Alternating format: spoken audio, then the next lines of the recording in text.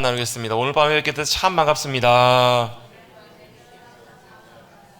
주님의 은혜와 평강이 함께 하시길 축복합니다.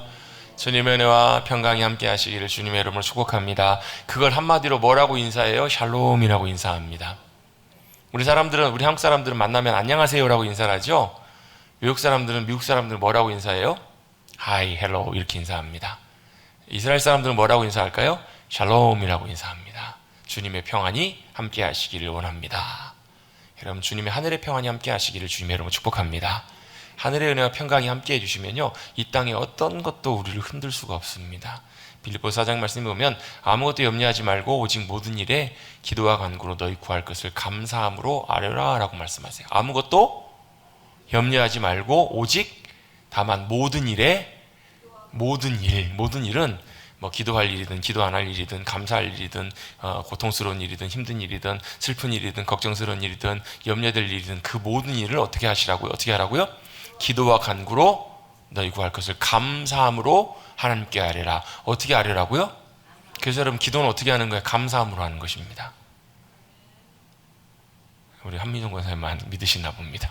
기도는요, 믿음으로 하는 것이고요, 기도는 뭘로 하는 거예요? 감사로 하는 거라고요. 왜요? 아니, 기도하면 주님이 들어주셔야 감사하죠. 안 그래요? 아닌가요? 그래요, 안 그래요? 제가 이 말까지는 안 하려고 했는데 기어요, 아니에요? 그래요, 안 그래요? 여러분, 주님이 주셔야 감사할 일 아니에요. 내 어떤 상황이 좋아지고 내 형편이 좋아지고 내 삶에서 뭔가 이렇게 눈에 보이는 뭔가 일이 일어나야 감사할 수 있잖아요. 그런데 기도는 그렇게 하는 게 아니에요. 왜요? 기도는 믿음으로 하는 것이기 때문에. 왜? 뭘 믿는데요? 내 기도와 간구를 주님이 들으신다. 내 호흡 소리까지, 내 숨소리까지도 주님이 들으신다. 그리고 아신다. 여러분, 예수님께서 그렇게 말씀하시잖아요. 기도에 대해서 너희가 구하기 전에 너희에게 있어야 될 것을 너희 아버지께서 아신다고요. 좀 믿으세요. 좀 믿으시자고요, 여러분. 우리는 기도할 때 어때요? 싸그리 잊어버려요. 싸그리 잊어버리고 주님 들으실 때까지는 거기에만 몰두해 있다고요. 뭐에 우리가 몰두해야 되냐면, 우리가 기도해야 될 그 상황에 몰두하는 것이 아니라 우리의 기도를 들으시는 주님께 몰두하셔야 돼요. 기도는 우리가 기도하는 그거 붙잡고 기도하는 게 아니라 우리의 기도를 들으시는 주님 붙잡는 게 기도잖아요. 그게 믿음의 기도이고요. 그래서 어때요? 그 주님이 내 기도를 들으시고 아신다. 그리고 내 생각과 뜻보다 다르게 넘치도록 역사하시고 일하실 주님을 믿기 때문에 뭐 할 수 있어요? 감사할 수 있는 거예요. 그래서 오직 모든 일에 기도와 간구로 너희 구할 것을 감사함으로 하나님께 아뢰라. 왜요? 그리하면 모든 지각에 뛰어난 하나님의 평강이 뭐가요? 모든 지각이라는 말은요, 모든 땅, 이 땅에 있는 모든 것 위에 그거보다 뛰어난 하나님의 평강이라는 말은 이 땅에 있는 모든 것보다 가장 압도적이라는 얘기예요. 모든 상황을 뛰어넘는. 그래서요, 하나님의 평강이, 하나님의 샬롬이 우리의 마음을 주장해 주시면 세상의 어떤 것으로도 우리를 흔들 수가 없어요. 흔들리지가 않는다고요. 왜요? 그것이 더 크기 때문에. 그죠? 예수님께서 그 말씀하세요. 사단이 이렇게 역사를 하다가 어때요? 더 강한 힘이 오면 어때요? 사단은 쫓겨나가는 거예요. 결박당하는 거예요. 몰려나가는 거예요. 주님의 평안이, 온 모든 지각에 뛰어난 하나님의 평강이 우리의 마음과 생각을 주님께 지켜주시기 때문에 뭐 하라고요? 감사함으로 주님 앞에 아뢰 수 있는 거예요. 기뻐하고 또 주님께 놀라운 우리의 마음의 사랑의 고백을 드리고, 그리고 걱정하지 않고 염려하지 않을 수 있는 이유, 바로 그 주님 우리의 기도를 들으시기 때문에, 우리의 기도를 아시고 우리의 모든 상황을 아시기 때문에 그러하신 줄로 믿습니다. 그 주님 앞에 믿음으로 나가는. 그래서 여러분, 우리가 샬롬이라고 인사하는 것에는 참 중요한 의미가 있어요. 여러분, 샬롬, 하나님의 평강이, 하늘의 평강이 함께 하시길 원합니다. 여러분, 하나님의 평강이, 하늘의 평강이 함께 해주시면 세상의 어떤 것도 우리를 흔들 수가 없는 줄로 믿습니다. 그 평강을 누가 주신다고요? 주님이 주신다고요. 갈릴리 바다에서 이스라엘 제자들이 어때요? 막 죽어가요. 예수님, 우리 죽게 생겼는 거예요. 우리 가만두십니까? 예수님 뭐라 그러세요? 뭘 그렇게 호들갑이냐? 왜요? 바람도 파도도 잠잠케 하시는 그 주님이 그 배 안에 타고 계시잖아요. 그래서 바람과 파도를 잠잠케 하십니다. 제자들이 그제서야 듣고 놀래요. 도대체 이분이 누구실래? 바람과 파도도 말을 듣고 잠잠해지는가? 그분이 누구세요? 예수 그리스도. 온 천하를 다스리신, 천하의 권세를 당하고 계시는 예수 그리스도. 그분이 다스리시니까 뭐가요? 주님의 샬롬이 임하더라는 거예요. 여러분, 샬롬, 주님의 평안이 함께 하시길 주님의 이름으로 축복합니다. 전쟁이 나고 막 옆에서 뭐가 펑펑 미사일이 터져도 폭탄이 터져도 어때요? 주님이 주시는 샬롬이 우리 가운데 함께 하실 때 우리의 영혼은 평안한 줄로 믿습니다. 그래서 찬송가 412장인가요? 내 평생에 가는 길 순탄하여 늘 잔잔한 강 같은지. 아니면 어때요?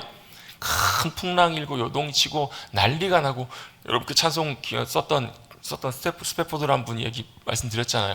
아내와 내 딸이, 내 자녀가 배 타고 남편에게 오다가 배가 그냥 가라앉아가지고 찌몰려가지고 다 죽고, 아마 딸들만 죽었다든가 아무튼 아내분까지 같이 죽었다든가 어쨌든 간에 여러분 그게 보통 일이냐고요.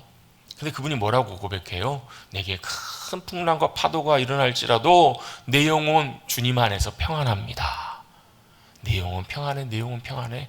여러분 그렇게 고백할 수 있는 것이 주님의 은혜를, 주님의 놀라운 평강을 누리는 그리스도인들의 놀라운 삶의 기쁨이고 승리인 줄로 믿습니다. 할렐루야. 그 샬롬과 은혜와 평강을 누리시는 우리 모두가 되시기를 다시 한번 주님의 이름으로 축복합니다.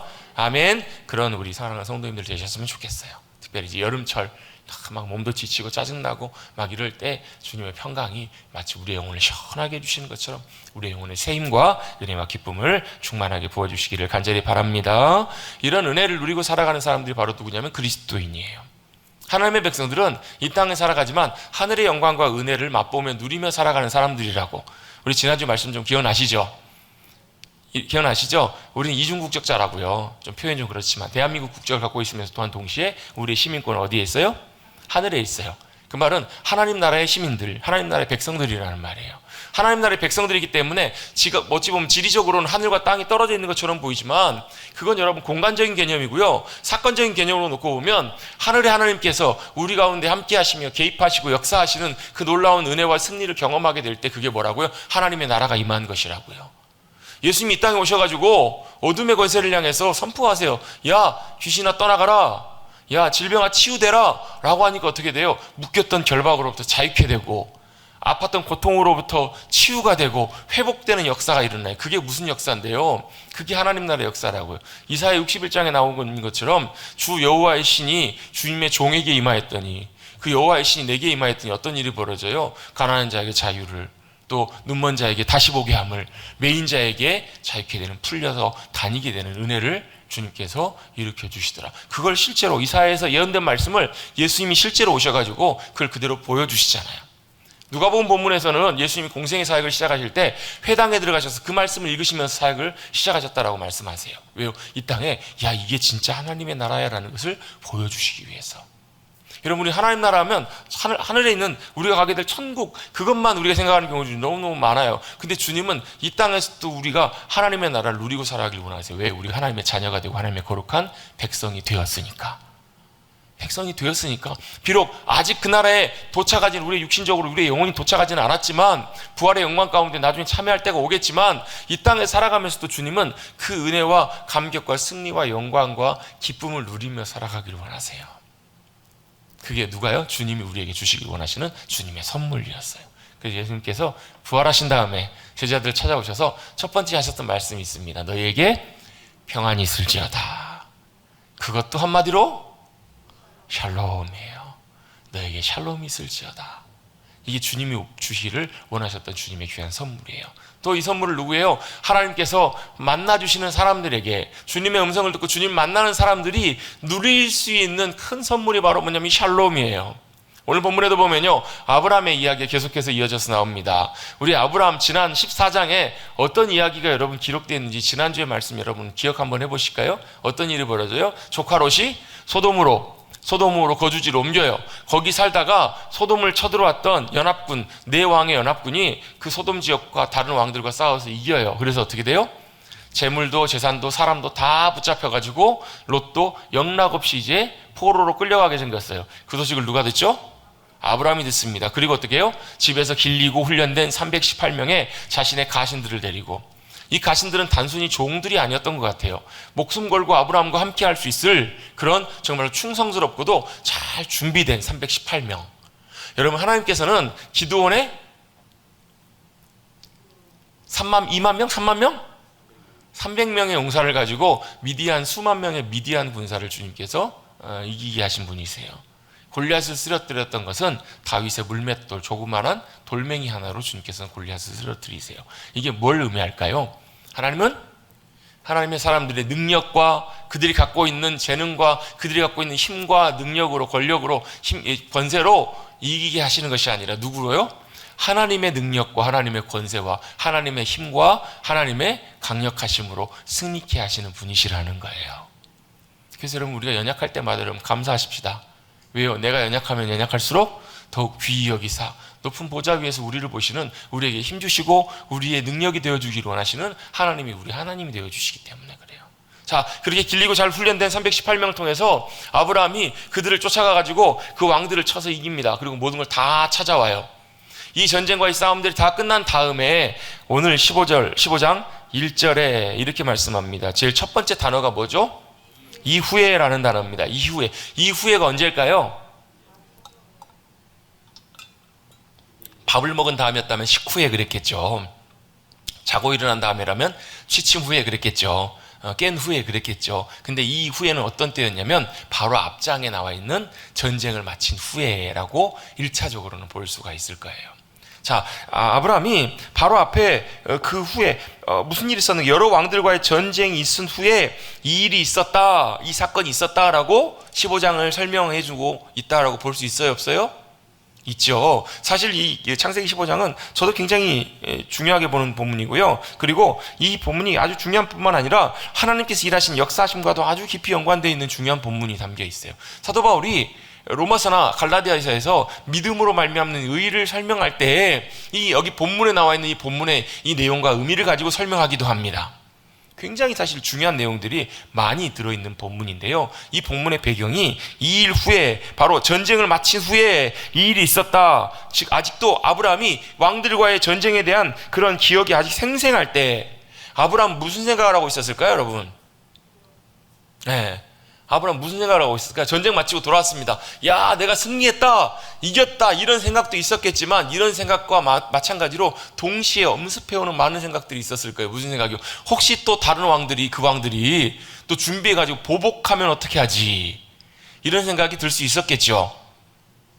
그렇죠? 그리고 그 왕들이 아니고서라도 그 소식을 듣고 주변에 있는 다른 대적들이나 다른 많은 군사나 다른 왕들이 혹시나 공격하지 않을까. 지금 아브라함은 어찌 보면 혈혈단신으로 이곳에 와 있는 거잖아요. 자기 원래 거주했던 갈대아 우르 또 하란을 지나서 지금 가나안 땅에는 주변에 아는 사람들이 많지 않았을 거예요. 뭐 동맹하고 같은 편으로 이렇게 힘을 모을 수 있는 사람들이 많지 않은 그 상황에 아브라함이 놓여 있었을 거예요. 그렇다면 어때요? 만약에 주변에서 누군가가 같이 연합해서 아브라함을 공격하러 치러 들어온 다음에 영락없이 죽을 수도 있는, 영락없이 당할 수도 있는 그런 상황 속에 지금 아브라함이 놓여 있는 거예요. 혹시나 공격하지 않을까?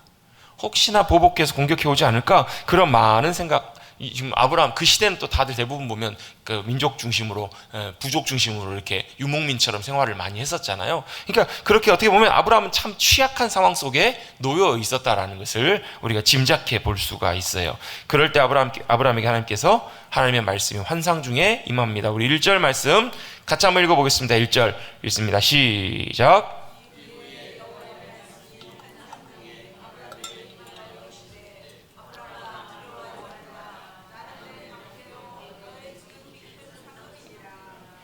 아멘.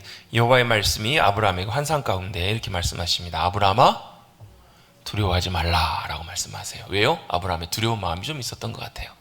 뭐 때문에 두려워했을까? 아까 말씀드렸던 것처럼 주변의 대적들, 주변의 많은 민족들로부터 공격을 당하거나 어떤 해를 당할 그런 여러 가지 많은 공격과 해에 대한 두려움도 있었을 것이고요. 또 한 가지 두려움은 그 뒷부분에 나오는 부분들이 또 아브라함에게 두려움과 걱정이 있었던 것 같아요.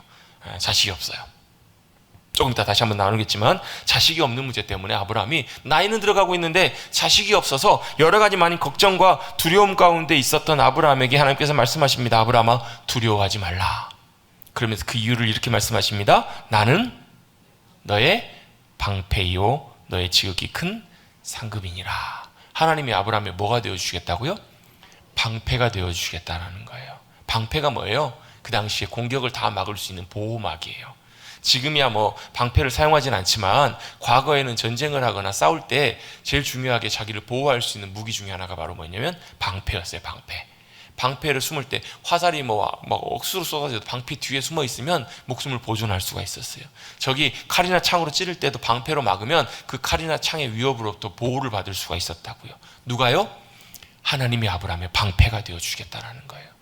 하나님이 아브라함의 방패가 되어주신다. 이 말은 바로 이 말씀을 통해서 아브라함에게 향한 하나님의 그 신실하신 보호하심이 여전히 지금도 마찬가지로 유효하다라는 것을 아브라함에게 확인시켜 주시는 하나님의 확신의 말씀이세요. 지금도 마찬가지로 하나님의 보호하심이 여전히 우리에게 확실하게 하나님의 보호하심이 함께 하신다라는 거예요. 그리고 여러분, 이 말씀은 아브라함에게 하신 말씀이면서 동시에 아브라함의 믿음의 후손된 우리 모두에게도 하나님께서 주시는 약속의 말씀이에요. 그래서 여러분, 아브라함아 두려워하지 말라, 이 말씀은요, 사실 실제로 아브라함뿐만 아니라 아브라함을 통해서 나오는 수많은 일어나는 믿음의 하나님의 백성들을 향해서 하나님께서 동일하게 약속하시고 말씀하신 내용이에요. 뭐라고요? 아브라함아 두려워하지 말라, 나는 내 방패요 지극히 큰 상급이니라. 여러분, 이 말씀을 여러분의 이름에 한번 대입을 한번 해보세요. 누구누구야 두려워하지 말라, 여호와가 내가 너의 방패다, 내가 너의 방패다. 여러분, 이렇게 믿음으로 고백해 보세요. 제가 지난주에 말씀 나누면서 맨 뒷부분에 잠깐 기장, 비행기 기장 얘기 잠깐, 집사님 얘기 잠깐 나눴잖아요. 그분이 하나님 말씀 붙잡고 하나님이 모든 천하 만물을, 하늘과 땅을 다스리시는 주관하신 하나님이십니다. 그래서 이 바람도, 이 모든 폭풍과 모든 것들도 주관하신 하나님이심을 저는 믿고 의지합니다. 주님, 제 손을 붙잡아 주시고 안전하게 착륙할 수 있도록 도와달라고 기도하면서 착륙하셨다고. 그러니까 안도의 한숨을 다 내쉬고 막 뒤에 있는 부기장이 독일 사람이 막 박수를 쳐주고 정말 잘했다고, 고생했다고, 400명을 안전하게 다 탑승시키고 내리고 다시 집에 돌아와가지고 잠을 자는데 잠이 일찍 깼대요. 그 다음날 새벽에 인터넷으로 이렇게 목사님 설교를 이렇게 라이브로 듣는데 그때 그 말씀이 뭐였냐면 바로 이 말씀이었다라는 거예요. 다시 한번 확인하는 거예요. 하나님이 내 방패가 되어주시는구나. 하나님이 내 지극히 큰 상급이라는 말은요, 기업이라는 말하고도 바꿔서 표현해 볼 수 있어요. 선물, 기업은 뭐냐면 쉽게 말하면 물려받을 유업이에요. 유업. 하나님께서 마치 여러분 부모님이 자녀에게 유산을 남겨주는 것처럼 하나님께서 우리에게 뭘요? 귀한 것들을 선물로 유산처럼 남겨주시고 우리에게 주시겠다라는 말이에요. 그래서 바꿔서 표현해보면 이 유업이라는 말, 상급이라는 말을 다른 말로 뭘로 바꿔 볼 수 있냐면요, 하나님이 우리의 공급자가 되십니다. 하나님이 우리의 부가 되시고 모든 것이 되십니다 라고 이렇게 바꿔서 표현해 볼 수가 있어요.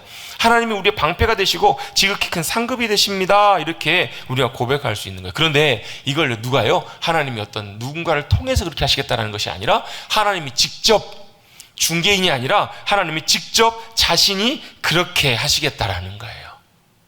그렇게 하시려면 어떻게 하세요? 하나님이 직접 그 자리 가운데 함께 하시고 역사하시고 임재하셔야 돼요. 뭘로부터 보호하실까요?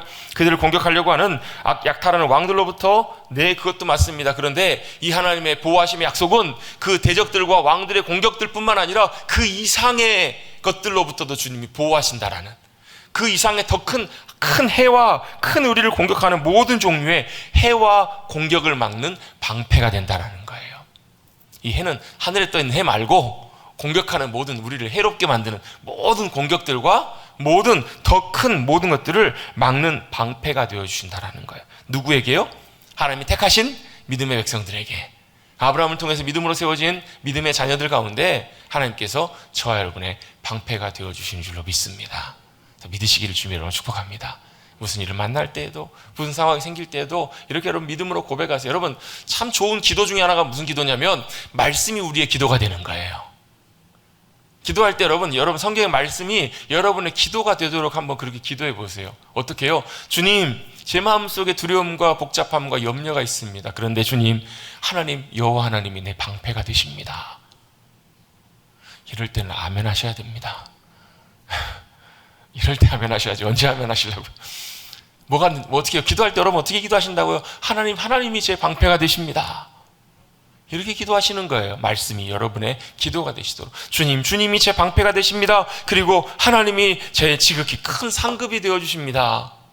비록 여러분의 손에는 뭐가 있어도 없어도 주님이 제 공급자가 되시고 제 모든 것을 책임지시고 앞날을 책임지시고 주님이 제 모든 것을 가장 필요한 대로 공급하시고 채우시고 역사하실 주님이심을 믿습니다. 라고 고백하는 거예요. 왜요? 하나님께서 그렇게 아브라함에게 말씀하셨으니까요.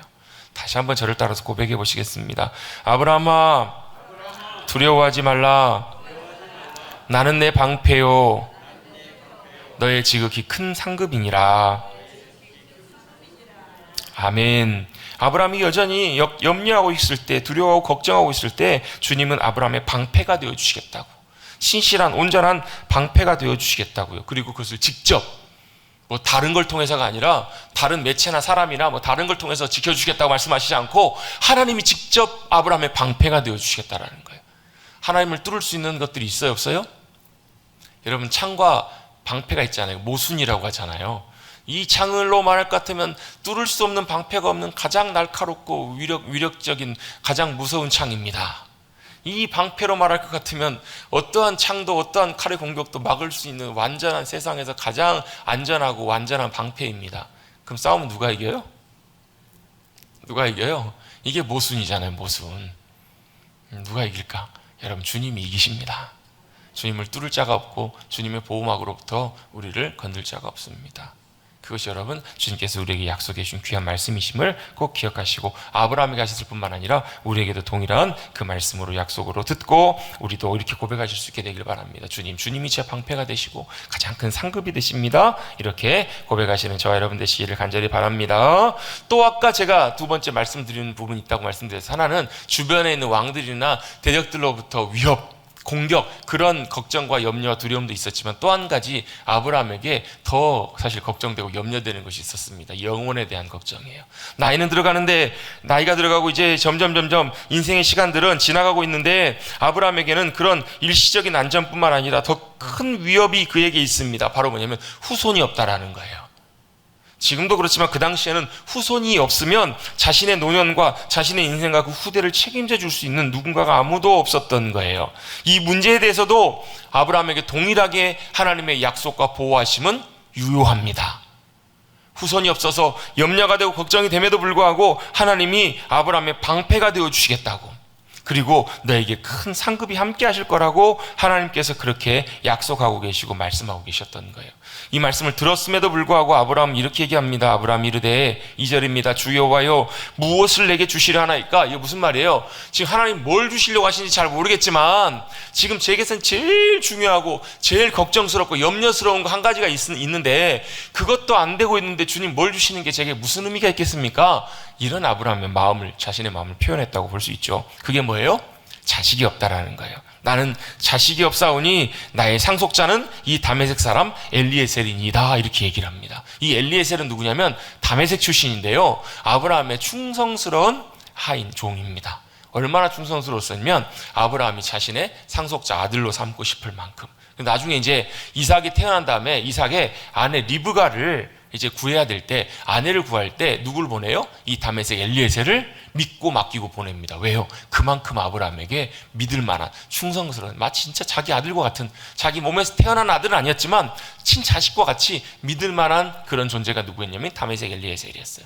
또 그 당시의 풍습이 자식이 없거나 상속자가 없으면 그 집에 있는 가장 믿을 만한, 또 가장 수석, 선임, 하인들이나 종들에게 양아들처럼, 양자처럼 그렇게 상속권을 주는 그런 경우들도 종종 많이 있었다고 해요. 그러니까 어찌 보면 아브라함은 자신이 처해 있는 상황에서 가장 어떻게 보면 현실적이면서 가장 최선의 선택을 해서 하나님 앞에 이렇게 아뢰고 있는 거예요. 여러분, 그런데요, 한 가지는 꼭 기억하셔야 되는 게 한 가지가 있어요. 우리가 그 상황에서 나름대로 최선의, 가장 바르고 제일 옳은, 그리고 가장 좋다라고 생각하는 그런 선택과 결정과 계획을 하더라도 반드시 하나님께 제가를 받으셔야 돼요. 하나님의 말씀을 들으셔야 된다고요. 하나님께서 뭐라고 말씀하시는지를 반드시 확인하시고 그 일을 하셔야 돼요. 그렇지 않으면 어떤 일이 벌어져요? 이스마엘과 같은 그런 일들이 꼭 생기는 거예요. 인간적인 일들, 하나님부터 시작하지 않는 일들은 결국 하나님과 상관없는 일들이 돼버리고 말아요. 우린 그런 경우가 많아요. 내가 시작해놓고 나중에 가가지고 하나님 앞에 울며 불며 하나님 도와달라고. 하나님 뭐라 그러세요? 야, 네 일은 네가 알아서 해야지 라고까지는 말씀 안 하시겠지만, 그래도 어때요? 하나님은 하나님께서 시작하시고 하나님 계획하시고 역사하신 일들을 뒷받침하세요. 그런데요, 이게 하나님과 상관없이 내 일, 내가 생각하고 내가 판단해서 이 일이 최선이겠다 싶어서 만약에 아브라함이 다메섹 엘리에셀에게 자신의 상속권을 다 넘겨줬다면 하나님께서는 이삭을 통해서 일하실 수 있는 그 모든 길들이 막혀버리는 거예요. 3절입니다. 아브라함이 또 이르되 주께서 내게 씨를 주지 아니하셨으니 내 집에서 길린 자가 내 상속자가 될 것이니이다. 이렇게 아브라함이 얘기를 합니다. 현실적인 최선의 선택을 한 거예요. 당시에는 또 그것이 가능했기 때문에. 그런데 그 아브라함의 말을 듣고 4절입니다. 4절 말씀 한번 같이 한번 읽어볼까요? 읽습니다. 시작. 여호와의 말씀이 그에게 임하여 이르시되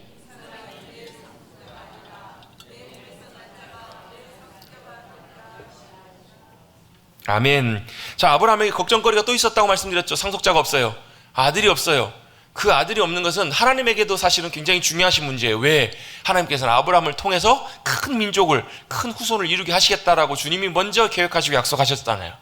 그 일이 사실은 주님으로부터 이루어져야 되는, 주님께도 굉장히 중요한 일이에요. 그런데 아브라함이 걱정하고 있어요. 왜? 눈에 들어오는 것이 없기 때문에 그래요. 만약에 자식이 지금 태어나 있다면 아브라함이 걱정할까요? 안 할까요? 안 하겠죠. 자식이 있으면. 그런데 아브라함의 눈에는 자식이 없어요. 나이는 들어가는데 자손이 하나도 없습니다. 아들 하나도 안 주시면서 이런 말씀하시니까 아브라함도 사실은 답답하기도 하고 속상하기도 해서 하나님 앞에 이렇게 푸념처럼 얘기를 했겠죠. 복잡한 생각이 많이 들고 염려가 돼서 이래서 주님께서 두려워하지 말라고 말씀하셨을 거예요. 그런데요, 여러분, 우리도 마찬가지예요. 복잡한 생각이 들거나 여러 가지 많은 어려운 생각들, 고민들이 많이 들 때는요, 대체적으로 보면 내가 내 눈으로 들어오는 것을 보고 고민하고 있을 때가 그래요.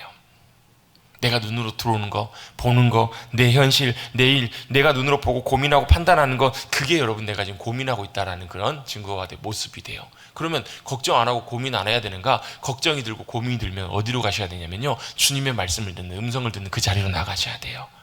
성경을 통해서, 기도를 통해서 우리에게 말씀하시는 그 주님의 음성을 들려주시도록 기다려야 된다고요.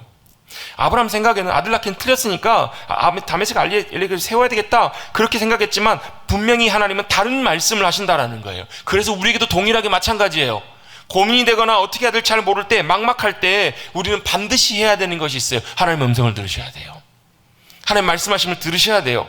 하나님의 말씀하심, 계획, 하나님의 뜻과 비전은 반드시 하나님의 말씀으로부터 오기 때문에 그래요. 안 들리는데 어떻게 해요? 잘 못 들었다. 들을 때까지 기다리셔야 돼요. 사모하고 들을 때까지 기다리시고요. 그래서 여러분, 주님 더 가까이 사모하시고 가까이 나가셔서 듣기를 사모하고 훈련하셔야 된다고요. 그래서 여러분, 말씀 묵상하는 것이 중요한 이유가 그거예요. 말씀 묵상하는 이유는 나에게 찾아오셔서 나에게 개인적으로 말씀하시는 주님의 음성을 듣기 위해서 말씀 묵상하는 거예요. 나에게 뭐라고 말씀하시는가? 성경을 통해서 어떤 분들에게 똑같이 아브라함에게 이렇게 말씀하실 수가 있으실 거예요. 네 계획이 네 뜻이 아니라 내가 행할 내 뜻이 내 진짜 뜻이야. 네가 생각하는 네 판단이 최선이 아니라, 너는 이해할 수 없겠지만, 너는 지금 받아들이기 쉽지 않겠지만 네 몸에서 날 자가 네 상속자가 될 것이다 라고 주님 말씀하시는 그 뜻이 참 뜻이고 그 뜻이 진짜 최선의 길이라는 거예요. 여러분, 이때 아브라함 나이가 몇 살쯤 됐을까요? 이미 벌써 나이가 많이 들어가고 있어요. 이미 사라도 나이가 많이 먹어가고 있어요. 이제는 자식을 낳을 수 있는 방법이 사실 요원해지고 있어요. 그럼에도 불구하고 그렇게 주님 말씀하신 이유는 무엇일까요? 어찌 보면 하나님께서 하나님이 후손을 태어나게 하신 것도 아브라함이 자연스럽게 아브라함과 사라의 관계를 통해서 태어나게 하신 것이 아니라 전능하신 하나님, 엘샤다이 하나님, 엘샤다이 하나님이란 말이 전능하시다, 갑자기 제가 헷갈리는데요. 전능하신 하나님의 뜻에가 어떤 의미가 있냐면 생명을 이렇게 잉태케 하시고 생명을 역사하신 하나님이라는 그런 의미가 그 안에 포함이 되어 있거든요. 여러분 어때요? 예수님께서 태어나실 때도 인간적인 방법이 아니라 성령님의 잉태케 하심으로 하나님의 방법으로 태어나게 하세요. 삼손이 태어날 때도 그랬고요. 또 사무엘이 태어날 때도 마찬가지였고요. 사람들이 이제는 다 아이를 낳을 수 있는 소망이 다 끊어졌다, 이제는 자식을 볼 수 없다, 사람으로서는 이제 안 된다 하실 때 누가 역사하신다고? 주님이 일하시고 역사하신다고요. 그렇게 일하시는 방법이 바로 하나님의 방법이십니다. 하나님께서 그렇게 놀랍게 역사하시고 잉태하셨던 것처럼 하나님은 그런 방법으로 아브라함을 통해서 아브라함의 후손을 나게 하신 거예요. 아브라함 스스로도 뭐라고요? 이것은 우리가 한 게 아니라, 내가 한 것이 아니라 하나님께서 역사하신 것입니다. 하나님의 능력이고 하나님의 생명입니다라고 고백할 수밖에 없는 그 일들을 주님이 이루시겠다라는 거예요. 야, 네 몸에서 날 네 자손이 바로 진짜 너의 상속자가 될 것이다 라고 말씀하시면서 또 한 가지를 주님 말씀하시는데, 밖으로 나오라고 해가지고 하늘의 별을 보게 하세요. 여러분, 지금은 하늘의 별이 많이 안 보이잖아요. 그렇죠? 근데 여러분 진짜 공기 좋고 맑은데, 여러분 캄캄한데, 달도 별로 안 밝은데, 불빛도 별로 없는 데 가보면 별이 얼마나 많아요. 별이 몇 개나 될까요? 저는 가보진 않았지만 몽골이나 이런 데 가보면 별이 은하수를 넘어가고 수천 수만 개, 셀 수도 없을 만큼 하늘에 별이 많다는 거예요. 근데 그 별을 보여주시면서 네 후손도, 네 자손도 이와 같으리라. 하늘의 무별을 셀 수 있나 보라. 또 그에게 이르시되 내 자손이 이와 같으리라. 자식 한 명도 없는데 후손이 하늘의 별과 같다라고 아브라함에게 하나님께서 말씀하시는 거예요. 여러분 같으면 그 말을 들으시면 뭐라고 하시겠어요? 예, 아멘 이러시겠죠. 예. 여러분 같으면 믿어지시겠어요? 저 같으면 안 믿어질 것 같아요. 여러분 표정들을 보니까 여러분 다 믿음이 좋으셔서 다 믿어지실 것 같은 그런 표정을 짓고 계시는데요, 막상 여러분이 그런 상황 속에 처해보세요. 앞이 아무것도 안 보여요. 가능성은 이제 거의 제로에 가까워요. 아무것도 없는데 주님이 그렇게 행하시겠다고 하시겠다고 말씀하시면 여러분 과연 믿으실 수 있으시겠냐고요. 근데요, 그때 아브라함 이렇게 반응합니다. 이 말씀이 굉장히 중요해요. 6절입니다. 6절 같이 한번 읽어봅니다. 6절 시작. 아브라함이 여호와를 믿으니, 아멘. 아브라함이 뭘 했다고요? 여호와를 믿었다고요. 하나님 말씀하셨는데 하나님의 말씀을 믿을 뿐만 아니라 아브라함은 뭘 믿었냐면 말씀하신 여호와 하나님을 믿었다는 거예요. 이 표현이 좀 그런 뉘앙스가 좀 있지 않나 싶어요. 하나님께서 말씀하신 그 내용을 사실 아브라함 입장에서 보면 믿기가 어려운 상황이에요. 왜요? 그 당시에는 무슨 시험관 시술 이런 것도 있는 것도 아니고 자연적으로는 이미 벌써 이제 임신하기가, 아이를 낳기가 쉽지 않는 그런 나이대에 접어들어 버렸잖아요. 자신의 상황을 볼 때는, 또 현실을 볼 때는, 그리고 아무도 자식 하나도 없는 상황에서 하늘의 별을 보면서 네 후손이 이와 같으리라 말씀하신 하나님 앞에서 어찌 보면 너무 허황되고 믿기 힘든 상황 속에서 아브라함은 이렇게 반응합니다. 하나님 그냥 그런 말씀하지 말고 자식 하나만 주세요 이렇게 말씀하지 않고요, 얘기하지 않고 여호와를 믿으니 라고 고백하고 있어요. 여호와를 믿었다라는 말이에요. 여호와를 믿으니, 안 믿어지는 게 정상이잖아요. 그런데 하나님을 믿으니 하나님께서 그 믿는 아브라함의 믿음을 의로 여기셨다라고 설명하고 있습니다. 믿는다라는 말은 무슨 말입니까? 동의하는 거예요. 그렇게 하실 것을 신뢰한다라는 말이에요. 왜? 상황은 모르겠지만 내 내용과 형편과 처지는 여전히 불확실하지만, 보이지 않지만, 그럼에도 불구하고 하나님은 신실하신 하나님이시라는 것을 아브라함은 믿고 동의하는 거예요. 그게 바로 믿음입니다. 내 상황에서 달라지는 것이 없어도, 내 상황에서 아무것도 안 보여도 뭘 동의하는 거예요? 하나님이 신실하신 하나님이시고 하나님이 역사하실 것이라는 것을 믿는 것, 동의하는 것, 그게 바로 믿는 믿음입니다. 이것이 바로 믿을 때 우리 가운데 우리의 의가 되십니다. 이게 무슨 말이냐면 우리가 의로워서 의인 게 아니라 누가 의가 되세요? 하나님이 의가 되세요. 하나님이 의가 되신다고요. 의로우신 분이시라고요. 그럼 우리가 하나님이 의로우신 분이십니다, 완전하신 분이십니다라고 동의하고 믿고 인정해요. 그래요. 하나님 믿습니다. 인정합니다. 그러면 하나님의 그 의로우심이 뭐가요? 우리 가운데 놀랍게 함께 해주신다라는 거예요. 왜? 의로우신 하나님이 우리 가운데 함께 해주시기 때문에 그래요. 우리가 어디 서 있는 거냐면 그 하나님을 신뢰하는 믿음 가운데 그 하나님의 의 옆에 서 있기 때문에 그래요. 여러분, 이 고백 안에는 뭐가 있느냐면 우리에게는 의가 있어요, 없어요? 의가 없다는 말이에요. 우리가 의가 없음을 인정하고 그래서 전적으로 주님을 신뢰하고 의지할 수밖에 없음을 고백하는 것이 믿음입니다. 믿음은 나를 믿는 것이 아니라 나는 뭐 하는 거예요? 동의하는 거예요. 주님, 저는 가망성이 없습니다. 저는 안 됩니다. 그러나 주님은 전능하신 하나님이시기에 주님은 가능하십니다. 주님은 역사하십니다. 주님, 저에게는 의로운 거 하나도 없지만, 여러분, 우리가 예수를 믿는다는 것은 무슨 고백이냐면요, 우리에게 하나님 앞에 내세울 수 있는 것이 하나도 없다는 거예요. 의로운 것이 없지만 누가요? 주님이 우리의 의가 되어준다는 거예요. 내가 아무것도 없기 때문에 그 전적으로 주님을 신뢰해서 의지할 수밖에 없음을 고백하고 인정하는 것이 믿음입니다. 여러분, 이 믿음의 의미들이 여러분 선명하게 깨달아지시기를 주님 여러분 축복합니다. 여러분, 이 의미들을 분명히 깨달아져야 우리가 무엇으로 구원받는지를 분명히 알게 돼요.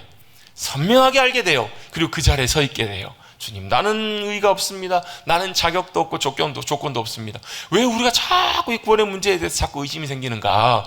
자꾸 자격을 찾고 조건을 찾아서 그래요. 누구예요? 내가 좀 그나마 그래도 좀 자격이 되어야, 조건이 좀 되어야.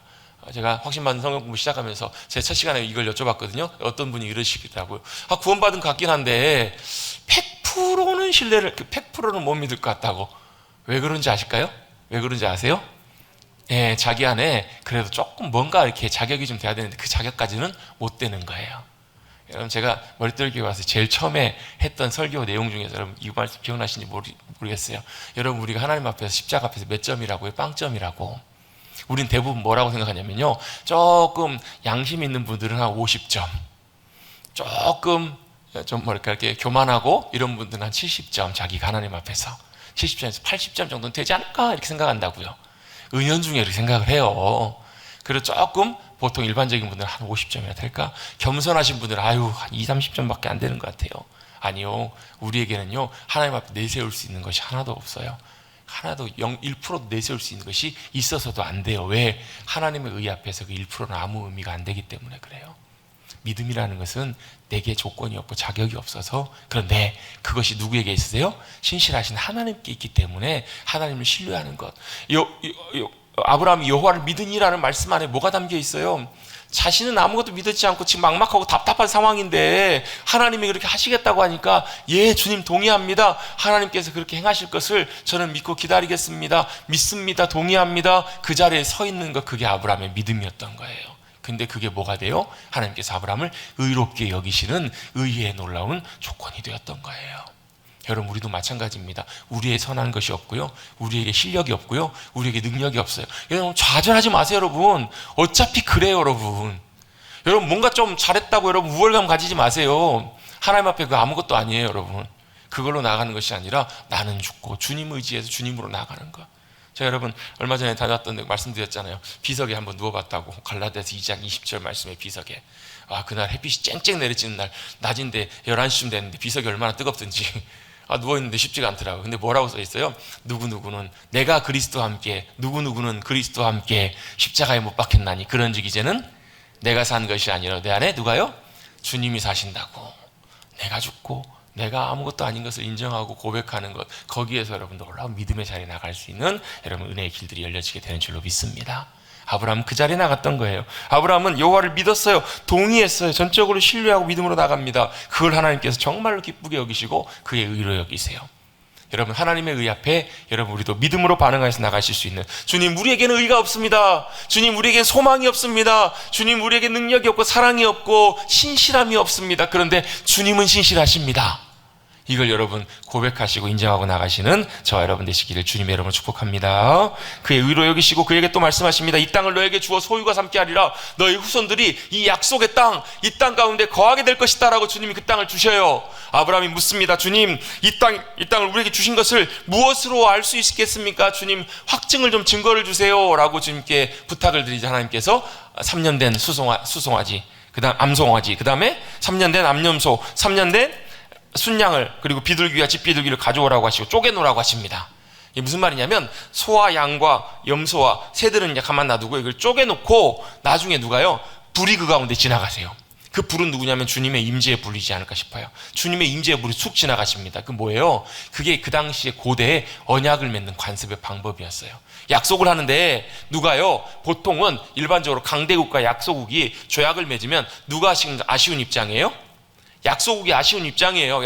약소국이 충성을 다해야 돼요. 안 그러면 그냥 공격해버리니까, 덮어버리니까, 예, 우리가 조공을 바치고 충성을 다하겠습니다. 목숨 바쳐 충성하겠습니다. 너 안 지키면 어떻게 할래? 소를 쫙 쪼개놓고 제가 만약에 약속을 어기면 이 소를 2개로 쫙 쪼개는 것처럼 저를 그렇게 쪼개셔도 무방합니다. 목숨을 걸고 약속을 그렇게 지키겠습니다. 그렇게 약속을 맺는 의식이 바로 여기 나와 있는 내용이라는 거예요. 그러면 하나님과 아브라함 사이에 이 약속을 맺으시면 누가 지나가야 돼요? 원칙적으로라면 아브라함이 지나가야 맞아요. 아브라함이 그 약속을 잘 지키겠다고. 근데 누가 지나가시냐면 여호와의 횃불 같은, 여호와의 연기나는 화로가 횃불에 쪼갠 횃불이 타는 횃불이 쪼갠 고기 사이를 쑥 지나가 버립니다. 여호와의 거룩하신 임재의 불길이 그 가운데 쑥 지나가시면서 그 언약을 누가요? 주님이 아브라함에게 지키시겠다라는 거예요. 아브라함, 네가 못 지켜도 나는 꼭 신실하게 그걸 지키리라 주님이 약속해 주신 말씀들이 바로 그 뒤에 있는 내용들이고 말씀드립니다. 아마도 실제로 주님께서 그에게 임재하지 않았을까. 다 준비해놓고 나니까요, 아브라함이 깊은 잠에 빠져들어가요. 또 두려움이 엄습해 오기 시작해요. 여기서 느끼는 아마 큰 흑암과 두려움은 아마 주님이 거룩하게 임재하실 때 오는 임재의 두려움이지 않았을까. 주님이 압도하실 때, 그렇게 주님이 아브라함을 찾아오시면서 주님이 13절부터 어떤 말씀을 하시냐면 반드시 기억하라라고 하시면서 하시는 말씀의 내용들이 나오는데요, 여러분, 주님이 우리 가운데 찾아오시고 만나 주실 때는 꼭 뭐 하시냐면 말씀하십니다.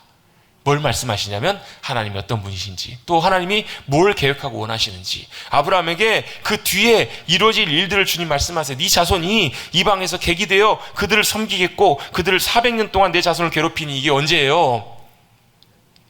애굽에 있을 때잖아요. 요셉의 때에 내려가서 400년 동안 이스라엘 백성들이 애굽에 종살이 하잖아요. 아시죠, 여러분?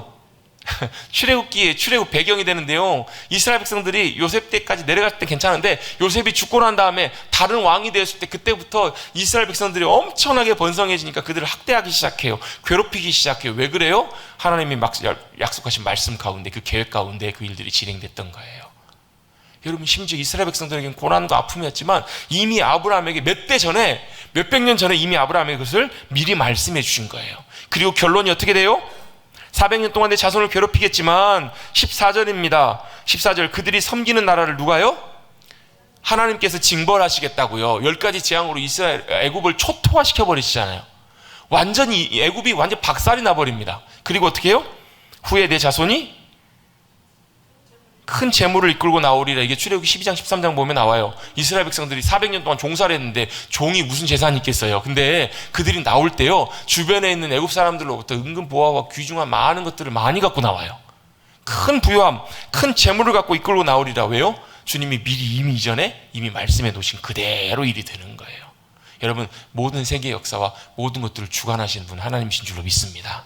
내 인생과 내 걸음도 주관하시는 분도 하나님이심을 믿습니다. 우리의 모든 걸 알고 계신 주님께서 아브라함에게 이미 아브라함의 후손들 이스라엘이 어떤 과정들을 겪을지까지 다 주님이 말씀하세요. 너는 평안히 조상에로 돌아가자 장사될 것이고 내 자손은 4대 만에 이 땅에 돌아올 것인데, 그 이유를 뭐라고 말씀하시냐면, 왜 그 땅을 바로 아브라함에게 안 주셨는가? 아직 거기에 거주하고 있는 거주민들의 그들의 죄악이 아직 하나님의 심판의 수준까지 안 찬 거예요.